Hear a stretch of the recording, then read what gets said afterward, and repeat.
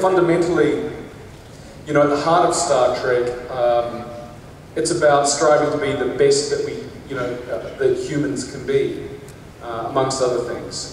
And I think there are a lot of really wonderful attributes and qualities that Star Trek stands for. And I always enjoyed watching it because, you know, to me it was more like a cult of personality over science fiction. I just loved how these characters who didn't always, you know, necessarily get along with each other had to learn to work together in order to defeat a common adversary. And you know, I just couldn't be more thrilled that our sort of latest, you know, this iteration of Star Trek has been so embraced, and I'd love to keep coming back and to continue to be a part of it. Thank you. Can I do one more film? No, seriously, for many more years, I hope. Karl, can I just ask you real quick? This is something that I had heard. When you were working on Lord of the Rings, someone had said that you had asked that the copy of Star Trek Voyager would be in your trailer to watch. Is that true or untrue? I know, this is what someone had said. I don't know if that was actually the truth or not. I don't know where you get your information. I did watch Voyager though. I did. I liked Voyager. I liked Star Trek Next Generation, the original Star Trek series, and then kind of my interest tapered off after that. So no Deep Space then? No DS9? Not so much? I was busy out there in life. No, I didn't. I never could connect with that one. Next question. Other than Dredd, are there any other characters, like, say, the Doctor, who you would love to play? Are there any other characters that I'd like to play? Yes, like Doctor Who or... Oh my gosh, I'm a huge Doctor Who fan. I love Doctor Who. Yeah, I mean, I think Matt Smith has done an incredible job. I mean, big boots to fill, you know, stepping into those shoes after David Tennant, who was, you know, my favorite. I think he was, you know, what he did, you know, in the writing department, what Russell T Davies did was just extraordinary. But no, I never really know what I want to do until the script lands, you know, on my desk and I read it and sort of start, so I guess, making decisions about how I'd like to play it. But I feel blessed, you know, like, I don't feel like I could ask for anything else. You know, between Lord of the Rings, Star Trek, Dredd, you know, it's all good. So, Gordon, any ideas on what the next Star Trek movie might be about? Like, you know, yes, okay. Evil Mirror Universe or something? Okay, we open on a deserted planet. Bones, big close-up. Boom. He's dead, Jim! Simon Pegg's body, lying.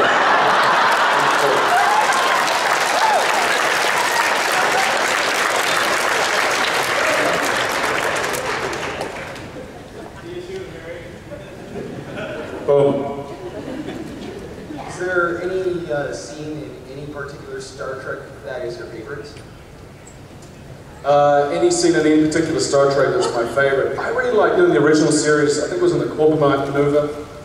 I love, you know, some of those scenes that Kelly's got when he's in the med bay talking to himself, or, you know, downing a Romulan ale with Kirk, or even the turbo lift where he's saying, "Oh, you've been too hard on Bailey." And you know, to me, I'm really, I'm very interested to see, and I hope that in the next film that we, you know, kind of mature sort of McCoy a bit more into some of those kind of roles, you know, that Kelly got to embrace so well, you know, as a confidant, as, you know, because really as the ship's doctor, he's really kind of responsible for the lives of everybody on that ship, and so it'll be interesting to see what happens. I'm up for it. You know, I think Roberta Wolsey and Alex Kurtzman are really supremely smart writers. I mean, you know, to write a line like, "Space is full of disease and danger wrapped in darkness and silence."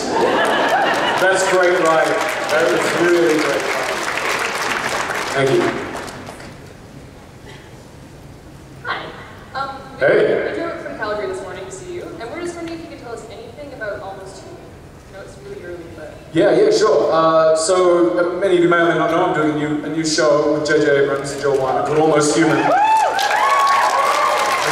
And it's set sort of 46 years in the future, and it's really the stories about this relationship between a human detective, played by myself, and his synthetic partner, his robot partner, played by Michael Ealy.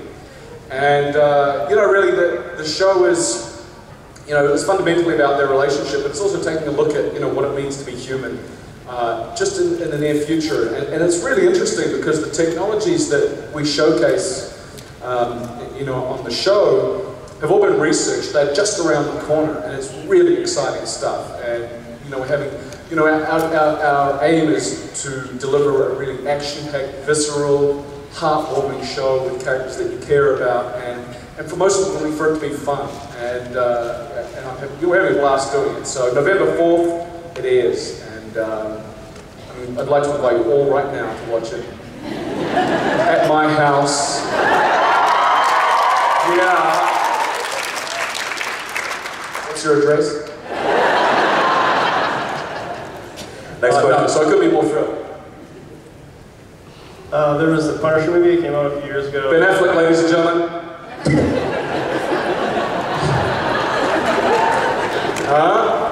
Welcome, Ben. There was a Punisher movie with Tom Jane came out a few years ago, and they did a short movie. Sorry. Start again, sorry. There was a short movie that they put out that had the Punisher, and I heard that they're thinking about doing the same thing with Dread, having a short web video with that kind of continues the story of Dread. Not that I haven't heard that, not with me. Perhaps there is, but I haven't heard that. You know, as I said, I would love to make more Dread. And if we get to do that, then that'd be fantastic. We'd be very blessed. But if not, I'm okay with that too, because we made a really good film, and it's, you know, it was kind of constructed as a day in the life of Judge Dredd, and you know, I think it really stands out. So, thank you.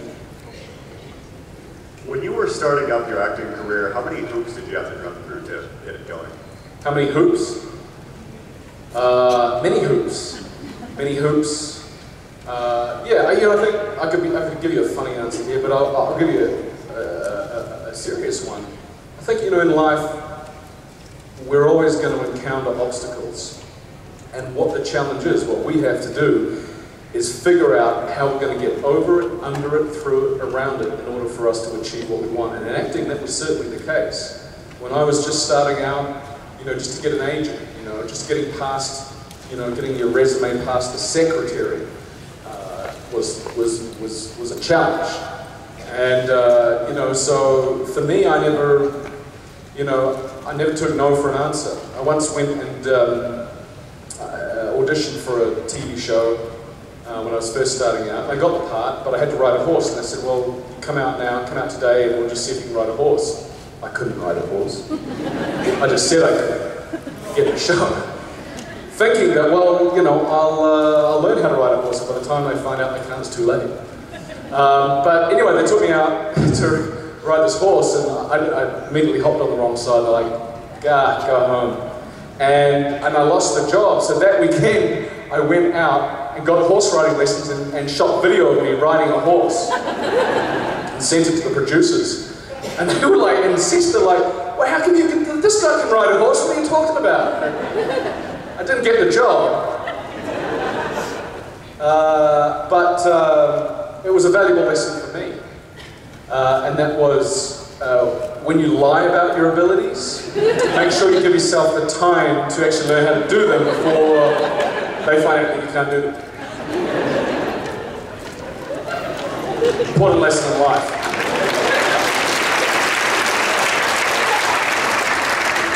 Lie about abilities. Hey. Hi. What was one of the hardest films to do? What was the hardest film to do? That's a great question. Look, any film where you have to work with Simon Pegg is hard. The body odor. Dread was really hard. Dread was physically challenging and taxing. Anything that you have to be physical in is difficult, and especially when you're wearing, you know, like armor and all that sort of stuff. I had a lot of fun with Born Supremacy. That was a lot of fun. They trained me up to do a reverse 180 in in a Mercedes G-Wagon and they let me do it in the streets of Moscow. Like every time I look at a Mercedes G-Wagon, I have evil thoughts. I know what I can do in that machine. That's one of the weird things about this job, you know, that you get taught so many deadly skills that you can never use in real life. What are you laughing at? See? But yeah, I mean, in terms of, you know, physically challenging, differently like, you know, roles like, you know, Dread and even Lord of the Rings, you know. I remember eating lunch once on Lord of the Rings and then being told right after lunch that, oh, your fight sequence is up next. That did not end well. Thank you. I'll take it wherever I can get it. After this talk, I'm going to have a photograph session. I want to invite you all to come and get a photograph with me. I'm only here for today. Made this special trip. It would be great to see you there. Thank you. How much more time have I got? Another 10 minutes. I've heard you're a huge Indiana Jones fan and you've named your son Indiana. Is that true? Yes, that is true. We were watching Raiders of the Lost Ark, and there's that scene where Marion's abducted and is getting, you know, taken off by the Arabs, and she's screaming out, "Indy! Indy!" And my wife and I looked at each other, oh my God, that would be fantastic. So we named our son Indy. So my son is named after a famous abduction.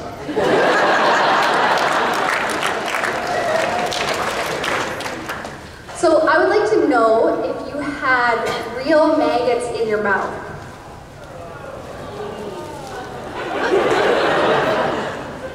How badly you want to know? Were they real? They were real. This was pre-CGI.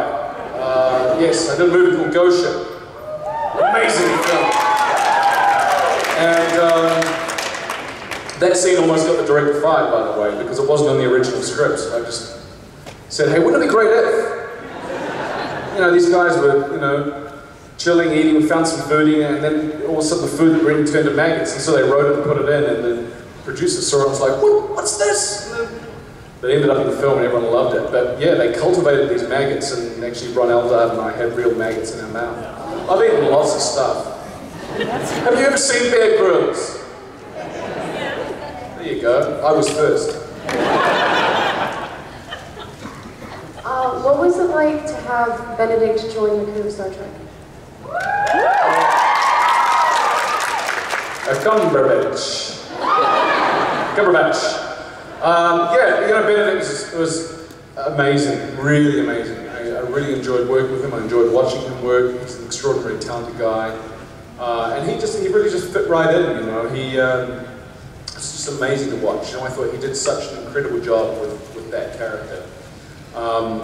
And really smart too, you know. You'd find yourself as an audience really kind of empathizing with his character, and then all of a sudden he turns and he's a monster. That's really clever, and it's not easy to do. And it's a testament not only to JJ, but to, you know, the extraordinary abilities of Benedict. Very smart guy, and he got punked as well, you know. It wasn't just me. He was like 2 days before me. They made him sign a disclaimer, which he didn't read. And then they went on set and said, okay, listen up, there's a few violations of the you know, safety code here. We need to remind you of the disclaimer that you've all signed. And then I think JJ started reading it out and said, oh, I don't really have a voice. Hey Benedict, can you please read this? You've got a good sonorous voice. So it's like, I, the hereby understated, must acknowledge that I, you know, shall abide hereby all of the said conditions relating to the nuclear radiation facility, and also acknowledge that this document is a complete fabrication and neutron cream is completely made up, and I am an idiot for signing this. And it's like, oh my God! So yeah. I was jet lagged too, by the way. Just flown in from New Zealand. Yeah. Hi, with the Marvel and DC movie universe, are there any superheroes that you can see yourself playing? Look, you know, I feel, as I said before, I mean, you know, if I have a look